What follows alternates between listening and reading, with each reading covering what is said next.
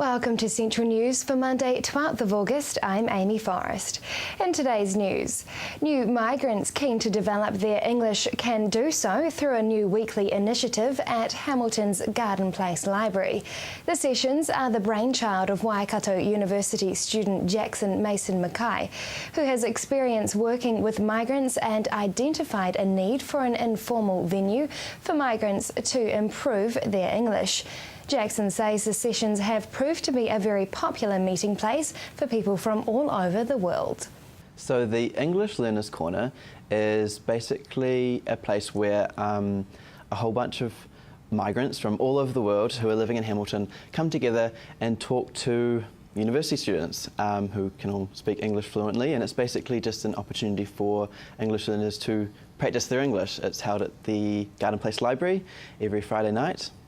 The 6-month paid parental leave amendment bill had its first reading in Parliament last year, and there was much debate over whether or not it will ever be extended. Tony Stevens from the Young Workers Resource Centre in Hamilton has been involved in fighting for this right and tells us about his invested interest. Well, I'm really passionate about extending paid parental leave because I myself am a new parent, and it'd be really great to have the financial burden lifted from me and my family so that we can really spend more time and my partner, my child's mother, can really spend more time helping develop our child in that all-important first year. And also because as the manager of the Young Workers Resource Centre, I'm all about creating a healthy generation of future Kiwis. And that's really our mantra, and I think this is really a reflection of that. So. A move to the digital age is seeing Bay of Plenty dog owners' fingers do the talking, preferring to register man's best friend online. Annual dog registrations closed last week in the Bay, and both Tauranga City Council and Western Bay of Plenty District Council are reporting an increase in compliance for the discounted rates. Tauranga City Council recorded an increase of 300 registrations, jumping to 9,363 this year, while the Western Bay is also slightly ahead from 12 months ago. It is believed the spike is on the back of both councils looking to integrate further payment options, particularly online. Western Bay of Plenty District Council Animal Services leader Andrew Hope says the approach to move registrations online is paying dividends, with dog owners living out of town having all the information they need at the click of a mouse. Now for our region's weather. Hamilton, your Tuesday will start off with morning showers and turn to rain with a high of 16 and a low of 7. And Tauranga, a fine day for you with evening rain, a high of 17 and a low of 8. Just ahead, what makes a good candidate at the Regional Council?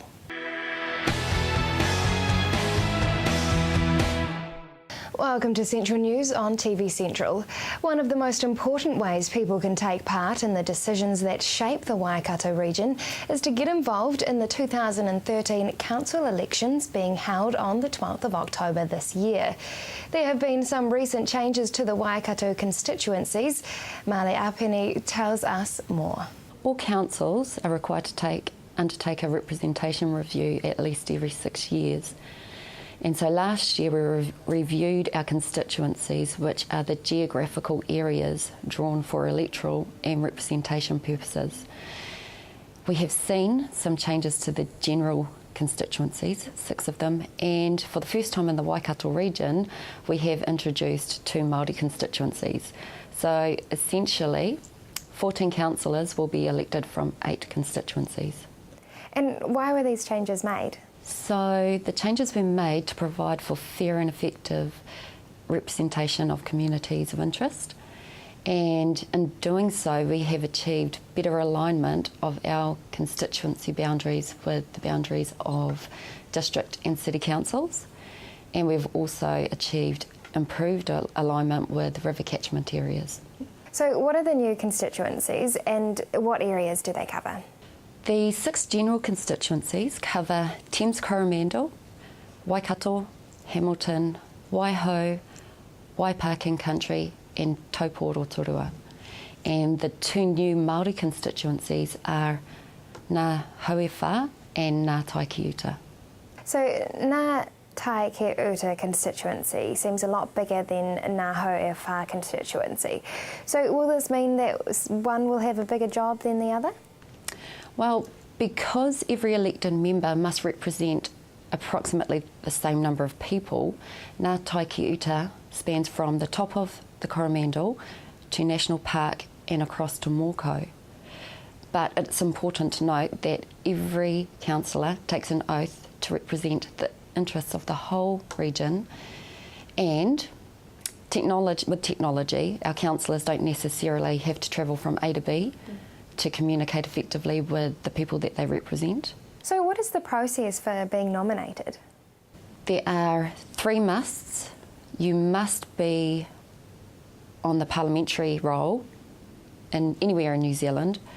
You must be a New Zealand citizen, and you must be nominated by 2 people whose names appear on the electoral roll within the constituency in which you wish to stand. And what makes a good candidate for the regional council? Firstly, a genuine interest in the issues facing the Waikato region, and an ability to relate to a wide range of people and really understand other people's viewpoints. Time management, good communication, teamwork and flexibility are all essential skills, and it's a very big commitment with lots of demands, but our councillors receive a lot of support, training and information to help them to do a great job.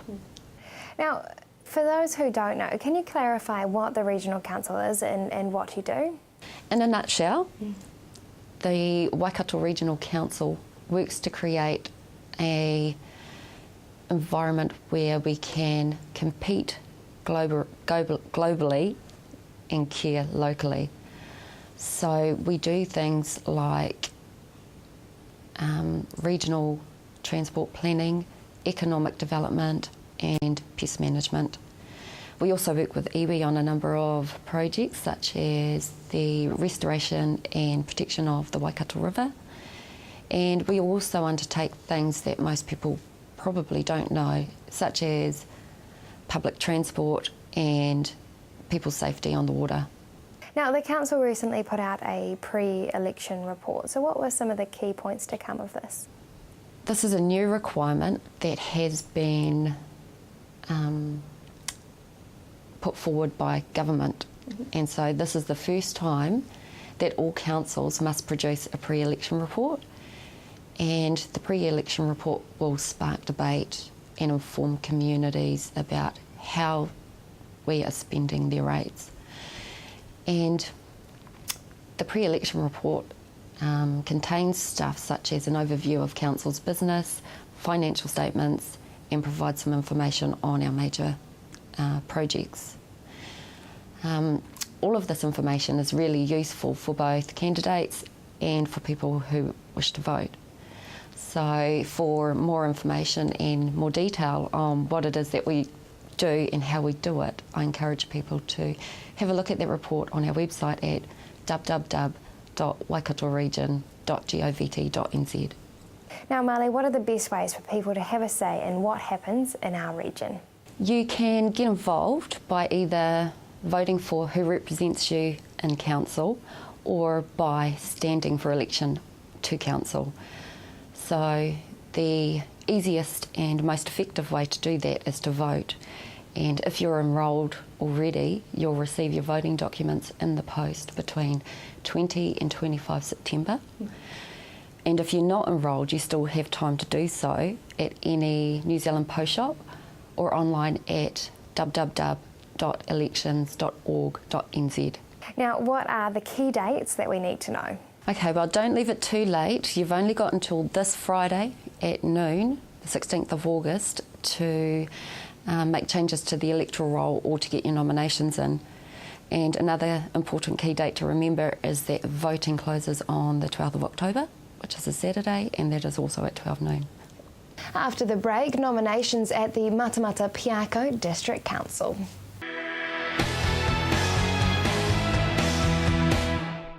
Welcome back.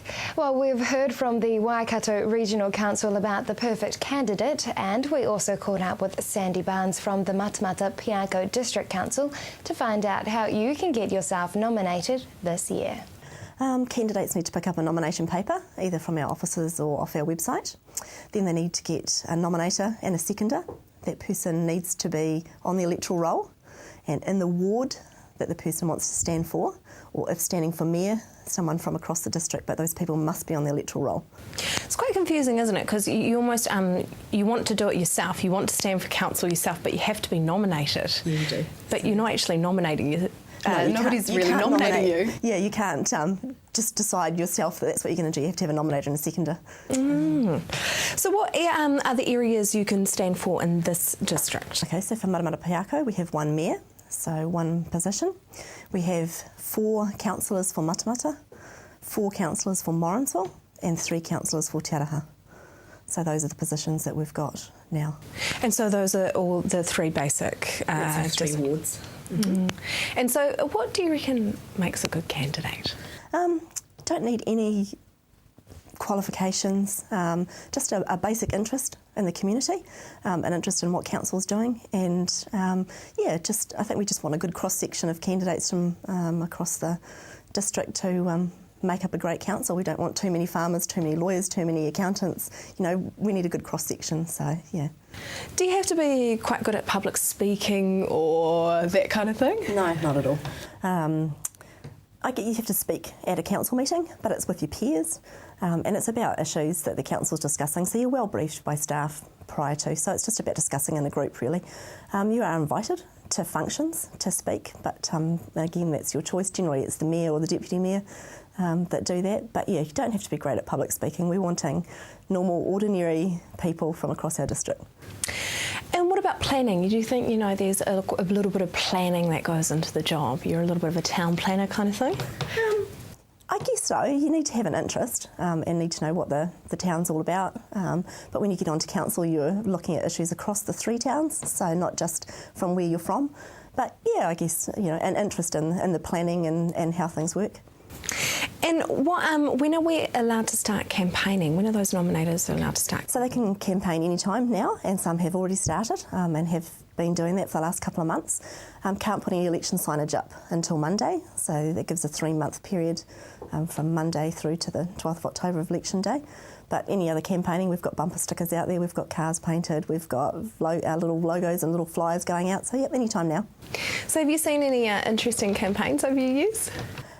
This is the second time I've done the elections, but been with council for quite a while. So yeah, you do see some interesting things, but nothing like what you get in the cities. I guess we're little rural areas, a little less out there, as you say. So how much are you allowed to spend on a campaign? Because there was a little bit of controversy over John Banks last time, wasn't there? Yes. So a mayoral candidate can spend $20,000. A councillor for Matamata or Morrinsville can spend $14,000. And for Te Araha, $7,000. So that's based on population of those areas, and that's how they work out those figures. And so is that to make it kind of an even playing field for each? It does, yeah, and that's nationally as well. So yeah, and that's not set by council. Yeah, we just follow the rules. So how much work is kind of involved when you're a councillor? Depends. It depends a lot on whether you're appointed to other committees, outside organisations, whether you have a role as a chairperson of a committee.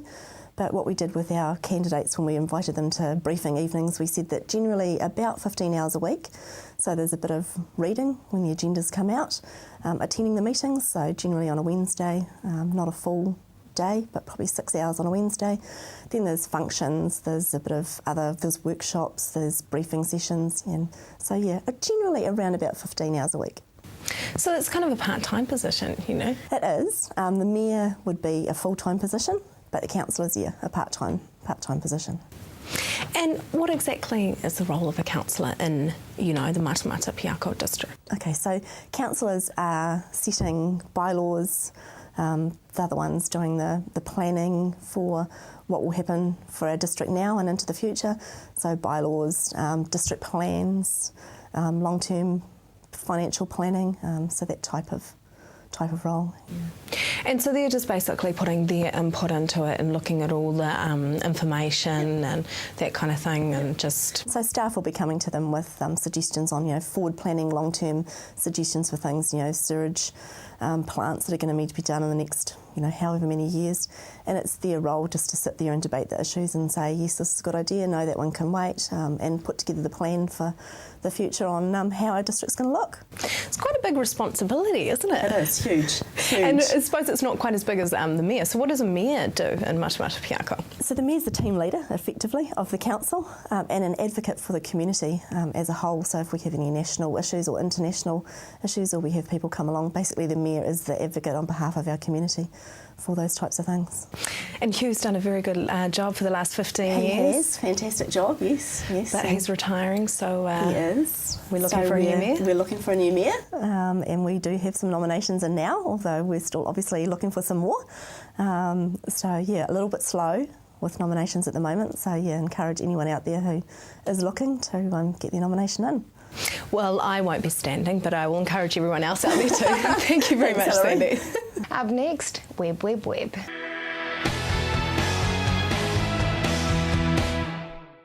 If you've just joined us, welcome to Central News. Cambridge entrepreneur Michael Watson is on the forefront of the latest business venture, which gives owners more control over designing and maintaining their own website than ever before. His venture is gaining attention throughout the region. We find out just what it means for local businesses. So, Michael, where did your love for technology and website design come from? To be honest, I'm not really sure where it came from, but I think it originated from the Microsoft Imagine Cup. Now, the Microsoft Imagine Cup is a competition run by Microsoft for university students to create anything to do with Windows or Microsoft. And I entered with a team creating an application for developing world countries on smartphones. And we ended up coming second in New Zealand, which was very exciting. And through that, I created a big network of people around the Waikato and all around New Zealand.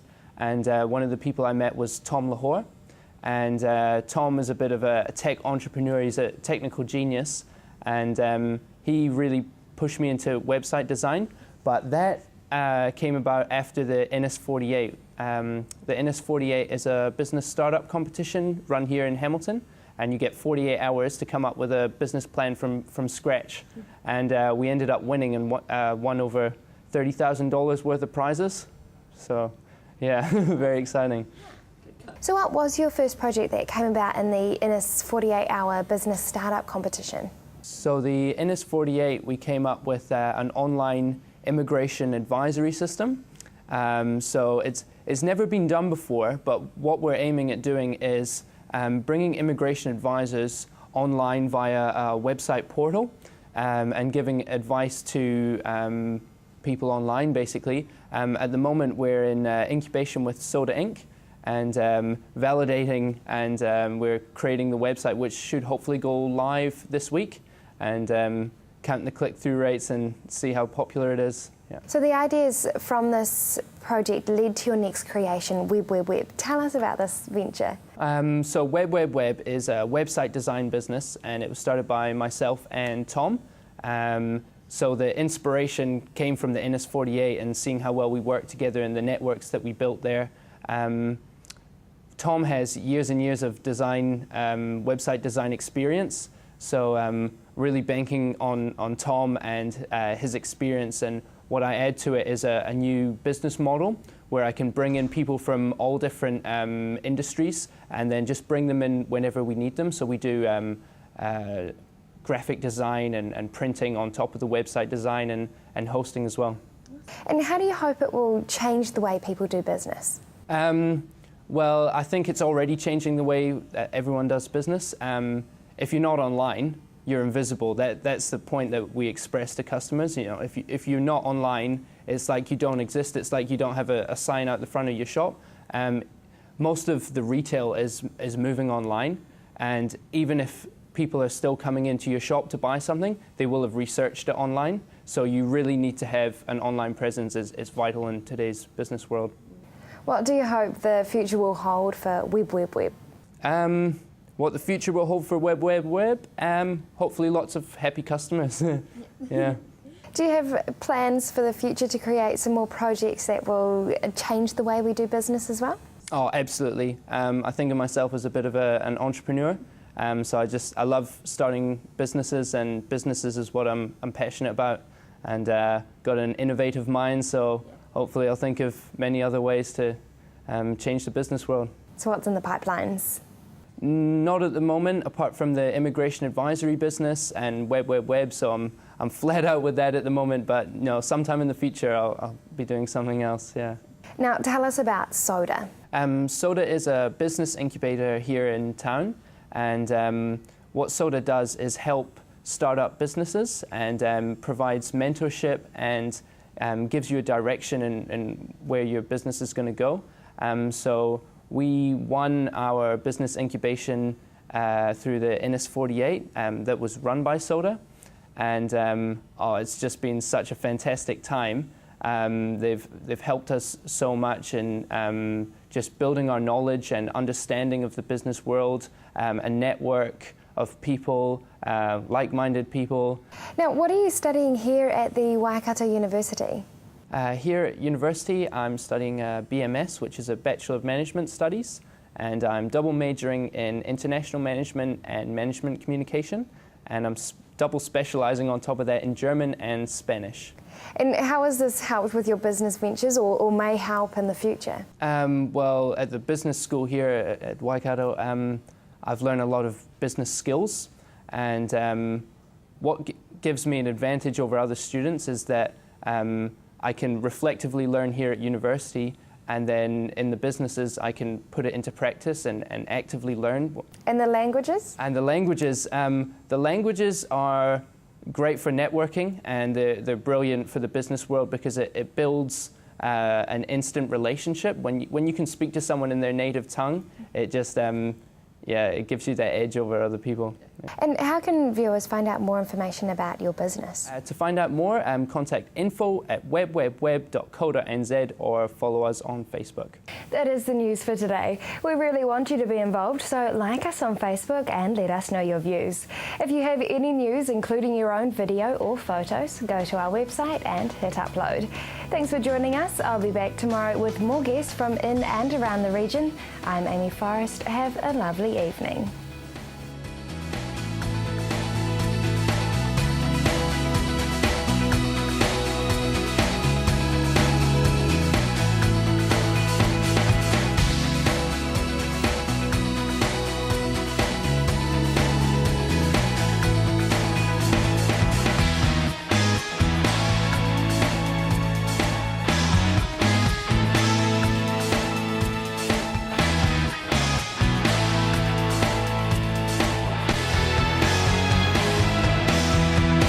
This has been an Alpha Media production, a division of Television Media Group.